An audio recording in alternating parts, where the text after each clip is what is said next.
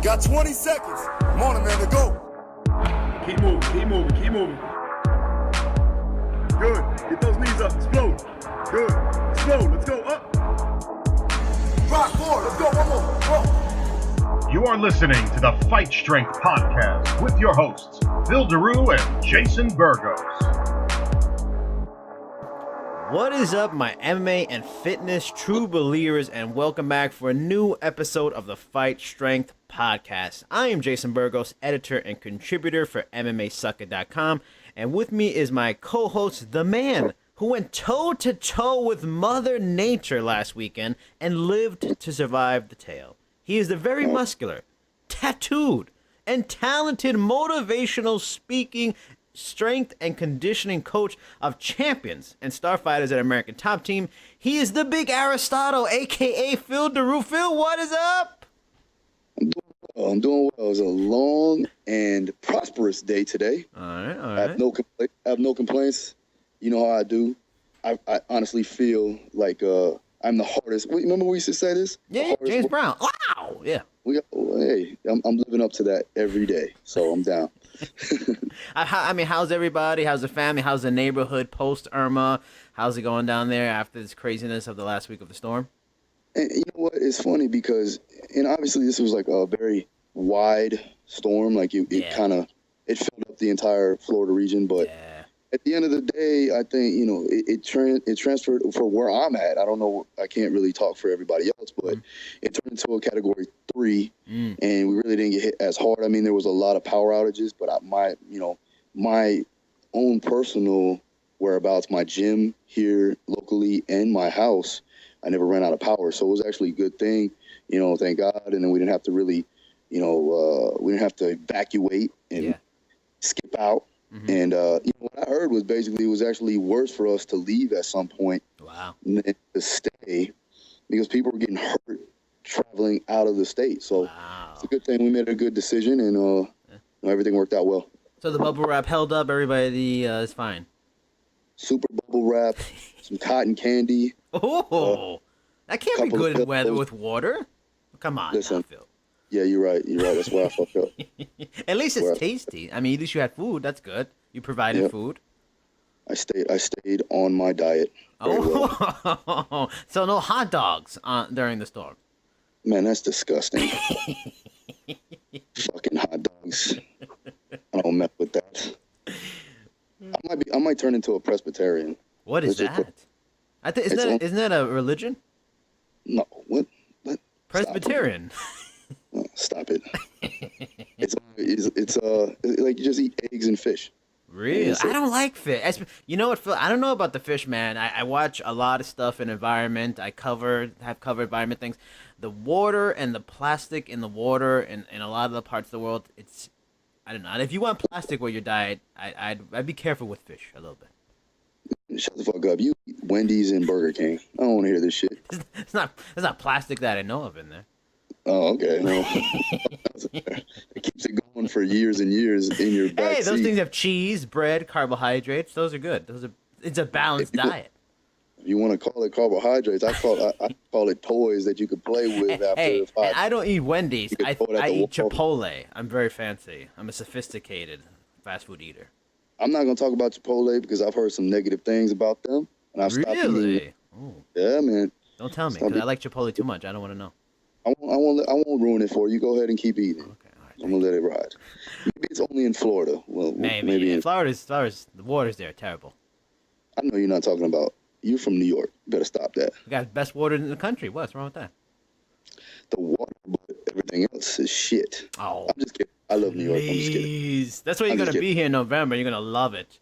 I am going to be there in November, actually. So we are going to kick it. All right, so everybody look out for Fight Strength Podcast New York edition. Hell yeah. Hopefully it'll get big ratings just like the New York shows in UFC. Well, I'm going there for 217.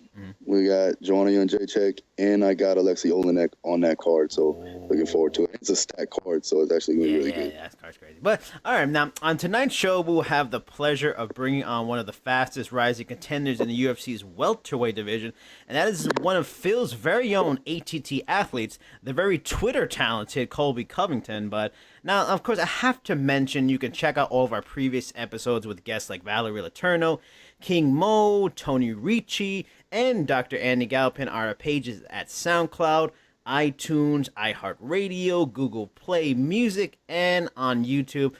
Check out the ones you've missed. Give us a comment. And if you like the show, please share. Let your friends know. Let them know about Fight Strength Podcast. Now, the Ask Daru segment is sponsored by Daru Strong Training Systems. If you want to find ways to live a stronger and healthier life like a high-level athlete, then you need to learn more about this training system. Now, we always have the words of wisdom from the bearded Aristotle. What words of wisdom do you have for us, for the masses tonight, bearded Plato? So we're going to talk about growth. We're going to talk about progression here. Oh, okay. And here it goes. So complacency is the death of progression. Constantly be in the pursuit of evolving. Each day is a chance to learn, grow, and consume information that will take your abilities to achieve success to the next level. Compete with yourself to be stronger, to be smarter, to be better. Boom. That's pretty good. I can see that last little bit being on like a shirt, like a Fight Strength Podcast shirt on the back. Maybe we have to hit 8 Man Strong. 8 Man, hey, if there's any interest in that Fight Strength shirt, please holla at a couple brothers, if you know what I'm saying. I'll make it happen. All right, thank you. Now, on to Ask Daru. Now, Ask Daru this time around is going to be in-house from our resident journalist, me. So I have a couple of questions. Now, the first question is, what are your thoughts on the idea of ring rust? And it came to mind, this question, because I was talking with a friend about George St. Pierre, his upcoming return at said UFC 217. He's going to be in the main event against Michael Bisping. Bisping's been out for a few years. Now, do you believe in the concept of ring rust? And if you do, how much of it is being out of fight shape and just not being in action in the cage? Is it all about that, or is it something else in your opinion? It's a bunch of things. It's has to do with timing, timing for your shots. Also has to do with your energy expenditure and how you are well adapted to the energy of the fight itself. When you're in there constantly throughout the years, you can actually pace yourself. You know how your body reacts to different situations. Now, when you get a little bit older, especially with GSP, he's a little bit older now, and obviously he's in great shape. He's always been in great shape, but it's a different atmosphere. It's a different atmosphere now because just in general, I know he's facing Bisping, but at the same time, Bisping has been active. Yeah. So he's been adapting to the times and the new era of MMA, where it is faster and it is more controlled, and there's a lot more skillful athletes in the sport now. So ring rust can be very prevalent in a fighter who's aging and is coming back, just like with an opportunity that, and I hate to talk about it now, but with John Jones, he may get a 4-year suspension. Yeah. I don't ever see him coming back and being as dominant, or even coming back in general at all. And it could be a ring rust thing, or it could just be a lack of motivation. For GSP, obviously the motivation is still there. Otherwise, he wouldn't come back. But I think his timing is going to be a little bit off in the beginning rounds. And then we'll see how he manages his energy in the whole fight. Now, as long as I've been watching the sport, or even any, boxing, ring rust is always the thing. Everybody talks about it. It's always thought of as a legit thing, but in the last couple of years, we've seen shifting a little bit, that where you see people coming out saying, "Oh, maybe it's not for real." And I think the reason behind that is the success of Dominic Cruz. He was a guy who had multiple injuries, had to miss a lot of time. 2 years at a time stints not away from the sport, and he came back and did very, very well right off the gate, beating T.J. Dillashaw right in his return fight. And so the belief is, maybe it's really mental. Do you think there's anything to the mental part? Is it a mental thing, or it's legit? It's a physical thing. It's about that timing. Well, anything that's mental can obviously control your physical. So mentally, yeah, it's going to be a major drain on your performance, and mentally you can have a physiological effect from that mental breakdown. With the thing with Cruz was he was constantly analyzing fights, so he was still in the position to actually see fights and commentate and really break down certain opponents, and he was seeing the evolution of MMA as he was sitting on the sidelines. Where GSP, I don't know what he was doing. Obviously, he's been training and doing his thing, but he wasn't as close to the sport, from my opinion, as Cruz was. And Cruz is a different type of athlete, and he has a different type of style where he is constantly moving and adapting to new situations. But at the end of the day, Cody Garbrandt finished him off pretty well, and was able to really solve the puzzle. Where I think if Cody Garbrandt and Dominic Cruz met maybe 2 or 3 years prior, it wouldn't have, you know what I'm saying? So. Yeah. You know what? You bring a good point too. Going back to a previous show, and that he watched a lot of video and analyzed it, and we talked about it on the show last week with PJ Nestler, and we even talked a little bit about it 2 weeks ago with Tony Ricci. If there's any people that doubt the value of watching video, Dominic Cruz is the perfect example of why it's so valuable, and the fact that there are fighters out there who aren't watching video that much you're probably doing it to your own detriment. I mean, this guy couldn't physically compete because he was still healing from knee injuries and everything, but he got value out of just analyzing footage and sharpening his mental tools for the fight game, and it paid off for him in spades. And that once he was healthy, it paid off, and it helped his physicality because he knew things that he didn't before from watching it. So, I mean, the fact that guys like you, Tony, PJ, Nestler believe in watching film, I mean, it's a message that needs to continue to get out there because you guys are ahead of the curve and understand the value of something that's age-old coming in sports game. Yeah, it's something that we need to start doing as a whole, from a sports perspective, from a physical preparations perspective, but also from a skills perspective, because the way I can look at a fighter from my point of view to get them stronger, to get them more balanced, watching them work on, even just in sparring or even in drilling and grappling, being a part of the sport for so long, I can understand why people move the way they do, why fighters move a certain way, where their imbalances lie, because of the situations they put themselves in the skills practice or in sparring or things like that. So learning these things through tape and watching him from an outside lens can help the fighter kind of stop those negative movements that they may be doing that they don't really recognize that they're doing at the time in real world, time. But when they're watching it on video, they can actually see the problem and kind of fix it when it goes into live goes. Now, next question I have for you is, on Saturday, boxing will see one of the most highly anticipated bouts we've had in a long time, maybe since Mayweather and Pacquiao, with Canelo Alvarez facing off against Triple G. Any preference in that fight? Any guy you favor more? And in general, who do you think is going to win this monumental fight in boxing this weekend?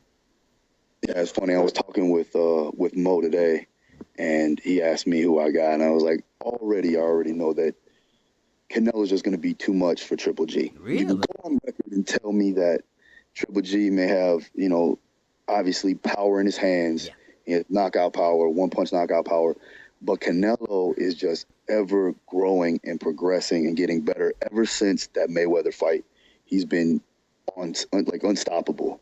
And I honestly think, my guy Danny Jacobs, who I've actually helped, from programs perspective on his fights, I think he actually could handle Triple G pretty well. Yeah. I think he did really well against Triple G, and I think that I think Canelo's just going to be too much for him from a skills perspective. Canelo has too many tools, too many weapons. He goes to the body like nobody I've ever seen. His left hook is crazy. So, let's see how it goes. But my pick is definitely going to be Canelo. Do you think what is it going to be, decision, or do you think he gets finished? It's going to be tough. I think if he doesn't finish him within, 6 or 7 rounds, it'll go to decision. Yeah, I don't know who to go for. I mean, I like both of them. I've been a fan of both of theirs for quite a few years now. Triple G's definitely going to get the strength advantage, the size advantage, but I always err on the side of speed and maybe more technical abilities. And Canelo has those. And I remember watching him versus James Kirkland. James Kirkland came out at him like a bat out of hell, just right at him. A lot of punches, furious punches, and he dealt with it. So he's a guy that has no problem going backwards, and he's great at counterpunching. So, Golovkin's style of wanting to go forward, feeds right into what Canelo likes to do anyway. So, I mean, there's Golovkin made a case for the fact that in the recent HBO shows that for Danny Jacobs, maybe he wasn't as motivated, but he's extra motivated for this fight because he understands this is the biggest fight of his career. This is a landmark fight in the sport, and it really solidifies him. I'm not buying that motivation. Yeah, I was going to ask you, what do you think about that? Professional at any sport in general, you need to have some type of motivation to win. Yeah. And if you don't have motivation to win a fight, then why are you even in the ring? Yeah. So I don't believe that. I don't think that's what it was. I think skill and precision overpowered some aspects of the game. Just Triple G kind of, he made sure that he ended up on top of situations that he needed to be to win the fight. But precision and timing beat speed and power every time, especially when you're pinpoint accurate on your shots and you have a great game plan. So we'll see what happens. Yeah, I'm excited for it. Now I would like to welcome on our guest. He's a fighter that is on a tear in the UFC's welterweight division. He is 12-1 and on a 5-fight winning streak, with his most recent victory coming against Dong Hyun Kim. His next fight will be at the end of October against grappling legend Damian Maia. That man is American top team standout Colby Covington. Thank you for coming on the show tonight, Colby. I really appreciate it. Hey, what's up, guys? Thanks for having me. I appreciate you guys supporting me and getting my voice out there. Thank you for coming on. Appreciate it. I'll jump right into the first question now. For our listeners who may not know your background, what was your journey that led you to the sport of MMA and then eventually to American Top Team to work with the very bearded Phil Daru? I started out as a little kid doing wrestling, and then I also did some karate. And then after I got done wrestling in college, it was either go to the Olympics or, fight. And, I wanted to be able to set up a financially stable future for my family. We didn't come from money, so I wanted to be able to do something where, I could give back to my family and make enough money to provide for my family. So that avenue wasn't in the Olympics. They're not really paying money for the Olympic wrestlers. So I know if I put all my marbles into this basket, and put it all on the line, that fighting could take care of my family financially for the future. So that's what it's all about.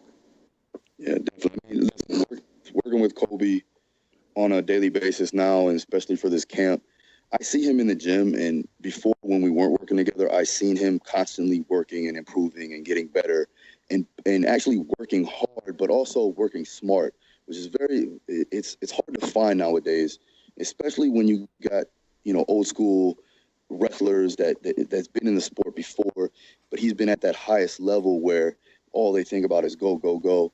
And not to say that he won't push it when it needs to be pushed, but it's always about working hard and working smart. And Colby is, a prime example of that. And I like seeing him push the envelope every day with what he does, from his actions, even, like I said, on Twitter and things like that. But at the end of the day, he works hard, he comes prepared, and he's very talented. So I'm glad he's with us, and I'm glad to be coaching him. Now, Colby, were you always a longtime fan of the sport, or do you just get into it later, because it was a way to provide and have a career? I mean, do you have any favorite fighters, before you started getting into the sport? Yeah, definitely. I grew up watching martial arts. I came from Oregon, and Oregon had a rich history of MMA. I used to... Yep, Team Quest, man. That's where I started out my MMA journey, with Chael Sonnen and Randy Couture and Dan Henderson. So... those guys were the guys that were the founding fathers that laid the foundation for me and for all of Oregon MMA. So, seeing them have that success and coming from that wrestling background gave me hope that I could do this, and be a world champion just like them. So, I got a lot of motivation from those guys. Now, so you have used Twitter to your advantage in bringing attention to getting a shot at someone like Tyron Woodley, even calling him a paper champion. What is it about Tyron Woodley that just seems to rub you the wrong way? Man, the thing that rubs me the worst about Tyron is that, we used to train together. I gave him a lot of work. I sacrificed a lot to help him out, but just the way he's been in the media, he's always claiming that victim role. People are racist because they think he's a boring fighter and he's not a money fighter. Oh, Colby's not going about his business the right way, but then he wants to be a hypocrite. So I don't like how he wants to be a hypocrite, because when he was that up-and-coming guy, when he was a top 10 guy, he was calling for the champ, and that's what I'm doing now. I'm calling for the champ when I'm in the top 10. I'm number 7 in the world. It's not like it's out of reach for me to get a title shot soon. So, I'm one fight away. So, the biggest thing for me is just him always playing the victim card and him always being a hypocrite. And that's true because I do remember when he was coming up, he was calling out to fight GSP, even when he was still new in the company. So, I mean, you have a pretty fair point there. Yeah, man. And same thing with Robbie Lawler. He wants to say it's a teammate thing. Okay, well, when Robbie was a champ and you were with ATT, you were still calling out Robbie. You wanted the Robbie fight. So, you know, this is a team. This isn't a team sport. This is an individual sport. We all want to be world champs. So, you know, I'm not gonna just because Tyron is a champ. I'm not gonna shy away from calling him out. You know, this is my ultimate goal since I was a little kid. I don't care who's the champion. If it was my best friend Jorge Masvidal, you know, the same thing would go. You know, we're going to have to fight for that title. You know, I want to be the best in the world, and I want to fight for that title and get that real money. Now, of course, you have gone into the media's attention because of all this stuff with Tyron Woodley. Now, he was on the MMA Hour, and he had a quote, and he answered, you know, some of the talk. He says, Colby Covington wasn't even really in the gym at all, not even training. He was too busy on Twitter. He was saying all this stuff. Now I'm in the gym. Now it's like, now where the talk at? Where you at? Nothing, silence. And the irony of him having the saddlebags underneath the picture of me with the belt on was enough for me. I mean, what's your thoughts on, you know, what he had to say in return about this whole stuff? I just have to sit back and laugh at it, honestly. It's the funniest thing I've ever heard because just before that interview, just in that interview, I'm not going to talk about Colby. I'm not giving his platform. And then Ariel keeps busting him. Oh, yeah, but Tyron, come on, talk about Colby. And he's like, no, I'm not giving him attention. It's not. And then he wants to go off on the spiel and make up a story about me that's not true. And if it is true, it's because, you know, I had to talk to Dan Lambert. And he said that when Tyron was in town, he said, hey, Colby, Dan Lambert's the owner of ATT and also my manager. So, you know, he made it clear. He's like, hey, man, when Tyron's in town, man, let him do his business. You know, be a professional, man. That's what this is. It's a professional sport. So, you know, I had to respect my manager, Dan Lambert, when he said that. So I wasn't going to make eye contact. I stayed out of the gym. I trained in Miami anyways with my best friend, Jorge Masvidal, down there a lot anyways. So, you know, I wasn't really in the gym. And then for him to say I'm shadowboxing under his poster, I mean, that's the corner where there's always the striking and the boxing work. So if he wants to say that, you know, it's hilarious to me. You know, I can't help but laugh, you know. But at the end of the day, the funny thing is that he was supposed to also stay in the dorms at ATT. But once he found out that I was staying in the dorms, he also said, "Oh, I'm not staying in the dorms since I'll be staying in there." So who's the scared one? Let's get the facts straight. Well, the plot thickens. I mean, I feel like I gotta get your opinion. I mean, you're in a tough spot. You know, what do you have to do when you have people that you're cool with and you're a coach? How do you deal with, you know, being respectful to everybody but understanding someone's got to grow to get to the top level? And, you know, unfortunately, the champion is affiliated with the gym. Yeah, I mean, it is what it is. We're all, you know, they're all working towards the common goal of being the best that they can possibly be. So if Colby has to do whatever he has to do to get where he needs to be, where he wants to be, then it is what it is. You know, I mean, obviously I've worked with Tyron. I work with Colby now.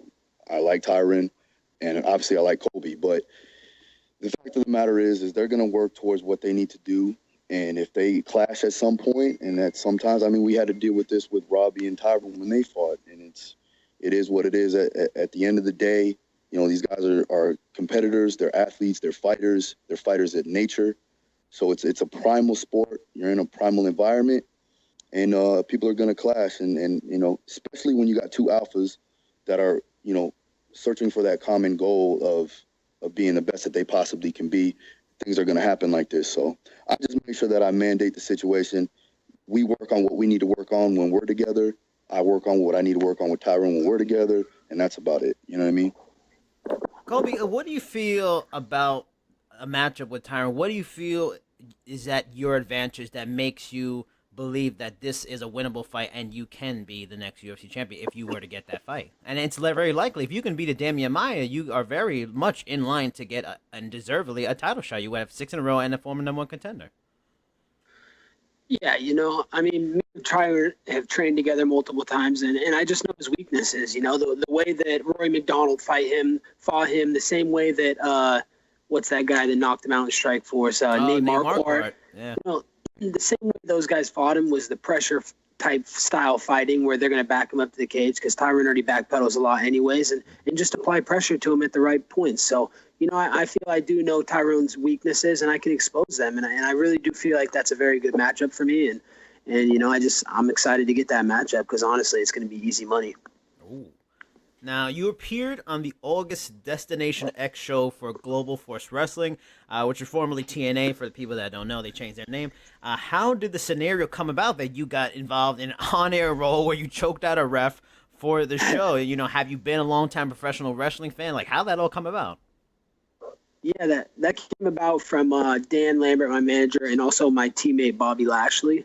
You know, Bobby Lashley is one of the stars in Impact right now, and you know, he invited me to come on and kind of come into MMA and do a little pro wrestling on the side. And I said it's a great idea. You know, it's only gonna give me more promotion and get my name out there to a larger audience. So, you know, when I do fight for my next fight, I'll have more eyes on me, and that's gonna ensure that I get my title shot that I deserve. So, you know, you always gotta find ways to supplement your income because you know, in fighting you only get paid when you fight. So, you know, if I can do a little pro wrestling gig on the side and make a little money, you know, that helps support me until my next fight. So, you know, I don't want to be broke having to live fight to fight. You know, that's not a good way to live. So, you know, this might be an avenue that I go down in the future with pro wrestling. This is good for both of you. I mean, do you have a finishing move in mind? And Phil, what would your finisher be if you were a professional wrestler? Oh man, go ahead, Colby. You knocked that out first, man. You're the wrestling star. Dude, mine would have to be a suplex. You know, I grew up suplexing dudes, throwing dudes for 5 points. If you know, in the wrestling world, the real wrestling world. Mm-hmm. So you know, if I had a finisher move, it would definitely be take the back and throw a guy for a suplex. Yeah. Since I played football all my life, and honestly, I'm a big Goldberg fan, so I would have to say the spear would be definitely one of them. Yeah. You know. Wait a minute. I thought you were a fan of The Rock. Wait, not Rock Bottom? Come on, Phil. Not Rock Bottom. That's not my style, though. I look like I'm The Rock in any situation or any type of style there. I'm stocky. I got no neck. I got big legs. I'm spearing your ass. All right. What about do you remember Taz from ECW? Listen, You very Taz-like. Shut up. I got 8 concussions from spearing motherfuckers. This is what I do, dog. This is what I do. And there ain't nothing you can do to stop it. Nah, nothing. Tell him, Colby. I sense tag team here. I think you guys can go for the Global Force tag team titles here. That's what I'm saying. I think we'd be the greatest tag team partners to ever grace pro wrestling, and if we get the opportunity, we're gonna take that belt. See, that's why he's my boy. That's it. All right. I mean, if you guys need a manager, I'll walk you to the ring. I'll have the microphone like Jimmy Hart. I'll big up you. Whatever you got, what do you need? I would like to make the turn on you and hit you with a chair upside the head. See, but then that's when I have to like go and get Tyron Woodley and Dean Thomas as my new team. Oh man, we got serious feud right there. Dean knows he's too old to step in there. Come on now. Yeah, that dude would need a cane just to get to the ring. Oh shit! Oh no! All right, now without a doubt, you know your fight against Damian Maia will be the biggest of your career as you will be facing the former number one contender in his home country of Brazil. It's going to be in Sao Paulo. Now, you're a high-level grappler, you know, with 6 submissions wins in your career. Give me your personal scouting report for Damian Maia and why you feel you can win that fight. You know, my personal assessment, you know, it's a foregone conclusion. The fight's already won. You know, I just need to show up. You know, his high school level, JV level takedowns aren't going to be good enough. They're not going to cut it. You know, he's 0 for 23 trying to take down Tyron Woodley, and Tyron Woodley honestly can't hold my jockstrap in wrestling. So. You know, there's a different level to takedowns, and you know, he's a great jiu-jitsu guy. You can't discredit the guy. I mean, he's the greatest jiu-jitsu fighter of all time, probably. You know, no one has, you know, what he brings to the table as far as jiu-jitsu. But to use jiu-jitsu, you have to take a guy down, and he's not going to take me down. It's not going to happen. You know, not on my worst day could he take me down. So, you know, then it comes a striking battle. You know, or if I want to take him down, but. You know, I'm not going to play into his game. I really do feel like I'm the most well-rounded mixed martial artist in the world right now. And that's what I'm going to prove on October 20th. You're going to see a new Colby Covington. You know, I'm working with Phil. We're more explosive. We have more gas in the tank than ever before. And you're going to see an explosive knockout. Mm-hmm. Yep. Phil, do you concur? Or tag team partner, do you concur? I definitely do. I think that, you know, with the experience that Colby has in wrestling, on top of being explosive and being more powerful and just being younger and faster and more athletic. It's just going to be an easy night, and we'll make sure that we get that win, and go from there. Now, we know on social media you are all for talking the trash, and even now on Fight Strength Podcast talking that trash. Now, yet from everything Phil has told me, you are very respectful, hardworking, just good guy, as he mentioned earlier, just a great guy. So who is the real Colby Covington? Are you a bit of a Jekyll and Hyde when it comes to building your personal brand? Understandably so. I mean, the way I look at it is when I didn't talk before and closed mouths weren't getting fed. I wasn't getting fights. I wasn't getting the big fights I wanted. So, you got to, in this sport, you got to promote yourself. And the only way you're going to promote yourself is if you start talking confident, you start talking some trash. No one wants to see two fighters. Oh, hey, yeah, let's go to the fight and just fight. That's not going to build up hype, and that's not going to get people excited to watch your fights. You know what people want to watch? They want to see people that are talking trash. They want to see people in each other's faces and there's tension, So, I knew the best route to the title, and that was to talk the trash. I really do feel like I am the best fighter right now in the welterweight division in the UFC. So the only way to get there is to talk it and then back it up, and that's what I'm gonna do. I talk the talk, and right soon you're gonna see me walk the walk. All right, now I'm gonna come back again to wrestling, and a double question for both of you. Now, in promotion, you always like to have a good nickname, especially with wrestling. Now, in wrestling you got Seth Rollins, King Slayer, Bray Wyatt, Eater of Worlds. Colby, what would your wrestling style nickname be? I think it would just have to be the same nickname as I have in fighting, and that would be chaos. When I'm in the ring or I'm in the octagon, it's going to be chaos. When I choked that ref out in GFW, it was chaos. No one expects a guy to come out of the stands and choke a ref out. Baby Hebner, he screwed my teammate Bobby Lashley over, so I had to let him know. I had to put him to sleep, with a chokehold. Wow. I'm the bad guy now, so there's going to be a lot of chaos. Phil, would your name be the gardener since you have the gardening background? Shut the fuck up. This is why we get into a lot of trouble here, Colby, because he runs his mouth all the way from New York. And when you don't know. He knows you ain't coming up to New York to get him, that's for sure. Well, listen. It might happen. Like I said, UFC 217, I might have to go up there. I'm going to be out of town that week, That's true. so. You'll be sprinting away because we got this bet. So we got this bet. He thinks he can beat me in a race. That's now. when we should do it. We should do it in New York, November cold. You believe this shit? This is shit. I ran a 4.40 at 205 pounds, and he wanted to go ahead and talk his shit when he I think he barely squats his own body weight. But we're gonna let that ride. That was a long time ago. What was that, like 10 years ago? Stop it. I'm not that old. You better chill out. Colby, just look at this. If he lost to a smaller, out of shape 34-year-old man, how bad would that be for Phil Daru? I'm gonna run backwards and beat you. I don't think it would be bad because there could be it could be a bad day. He could be sick. But he's gonna bounce back. He's got that never quit, never die attitude. He's not gonna be defined by one loss. When you look back on his legacy, that one loss will not define his legacy. Phil, he doesn't even believe in you. He already knows it's a possibility. I believe in it. I'm just saying. He never said that. He never said. Stop that. See that? Now you messing around with my boy. I don't like that. Okay? Now you're just trolling, man. You trolling me like I'm trolling the welterweight division. I'm learning from the best. Am I doing good? Yeah, you're doing good. You should be like with no name on Twitter because that's that's all that we get on Twitter is that it's just straight trolls. So getting back to the question. Now, Colby, because I'm the only one that keeps us on point around here. Now, Colby, if you could fight any person, dead or alive, famous or not, who would it be? Dead or alive? Probably Justin Bieber. That guy is such a clown, man. The way he conducts himself and carries his business, he wants to act like a thug now. Yeah. He used to be a little fucking Disney Channel star. Now he wants to act like a thug. Come on, man. Let's get real. That dude doesn't know what he wants in life. I like that. I like that choice. Phil, anybody, maybe somebody from the past we don't know about, but just needed an ass whooping? Needed an ass whooping. I would have to say at this point in time, I don't like Lil Yachty.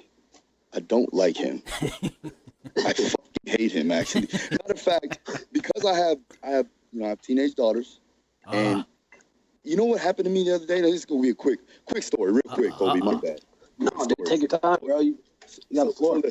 Listen. I got a high school swimmer, okay, and he's pretty good. He's a state champ, and I go, I was talking about one of my coaches that I help program for, and he trains LL Cool J. Okay, so cool, right? So he commented on one of the videos that I put up about, that I put up for the swimmer, and I go, yeah, man, the guy I program for, he coaches LL Cool J and shit. He's like, oh, so who's that? And I was like, oh, he's just one of the coaches that I help, program for. And he goes, well, who is LL Cool J? I said, no way. Wait a minute, what? So this is what I'm talking about. That makes me feel old, though. I don't like the story. It is, man. I'm telling you. How do you not know? Man, how do you not know?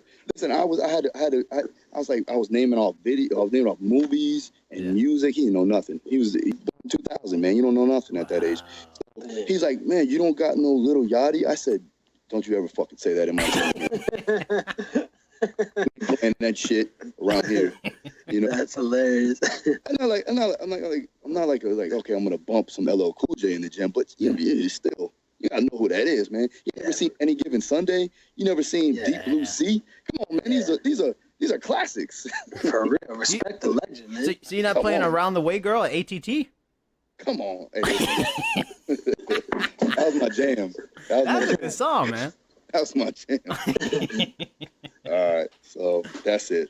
All right. Now, final question. I mean, this is good stuff. Colby, what are some of your passions away from the cage and the gym? Like, what kind of things are you into? Favorite movies, music? I mean, Young Gotti, I'm sure a big fan of that. Nah, I like to play poker, man. I got a little Texas Hold'em poker hobby. I like to, I like the skill behind it. It's similar to fighting. It's like a mental battle, and there's like there's obviously a lot of luck involved because it's a percentage game and it has to do with numbers and whatnot. But I like the skill behind it, because it's similar to fighting where it's a lot of thinking. You're a lot of thinking, and then you have to be you have to have the right mental outlook, because you might lose a hand, but you have to refocus and realize that you can win the next hand. And it's just it's fun. It passes time, and I like the competitive aspect. I like to be a winner, and I like to win in everything I do. So it kind of gives me that same competitive / adrenaline rush that fighting does. So that's why I like to play poker. Nice. Now, I mean, thank you so much for coming on the show. Is there any, social media, your Twitter, your Instagram, the Facebook, I mean, even a website you might have, anything you want to plug for the people to listen that if they don't follow you yet, they should get on board, possible future champion here, you want to let these people know about your social media? I mean, I do want to let them know, but I also want to let them know that, what they see is not the real person I am. The person that I am on Instagram and Twitter and Facebook, that's not representative of who I really am as a person. But, if you want to see a guy that's going to talk shit about people and you can have a good laugh every day, then definitely follow me at Colby Cov MMA. That's true. Phil, let them know your Instagram, your social media, all your stuff, so they can watch your videos, glean some of your impressive expert knowledge. Yeah, check out my Instagram. It's Daru Strong, and then my Twitter is at Daru Strong. I need to get some Twitter. Colby, you need to give me some Twitter followers, man. This is ridiculous. I know, bro. Look. What's going on here? Hey man, at least you ain't buying Twitter followers like Tyron Woodley. If you do a credit report on Tyron Woodley's Twitter, he bought like 50,000 followers. So at least you ain't a fake motherfucker like him, dude. I believe that was the harshest comment of the entire Tyron Woodley stuff. The shots have been fired now. It might have been. Yeah, so getting back to it, my Snapchat is Daru Strong 1. You can check out videos of me training Colby. Each and every Monday and Friday. So check that out on Monday, Friday nights. That's going to be live. So make sure you check that out around 6:30 p.m. Eastern time. So check that out. And then also my YouTube is Phil Daru. And then if you want to get me on, if you want to email me, go ahead, phil@darustrong.com. Any online programming that you're interested in, go to darustrong.com. You can sign up there. All right. I mean, you can follow me on Twitter, Cheap Seat Chat. Jericho Vendetta, Instagram now. Always remember, everybody listen out there, Facebook, Fight Strength Podcast. on Twitter, #FightStrength_. Follow us, give us some comments, your thoughts. Soon you probably will be seeing an episode of the show on Facebook live streaming, so look out for that. Thank you again, Colby Covington. Thank you so much for coming on the show tonight. Awesome interview. Appreciate it. Oh, thanks a lot, guys. It was an honor.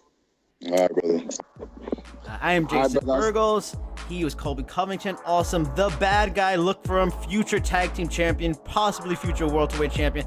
He is Phil Daru. Come back for episode 16, everybody. Bye-bye now.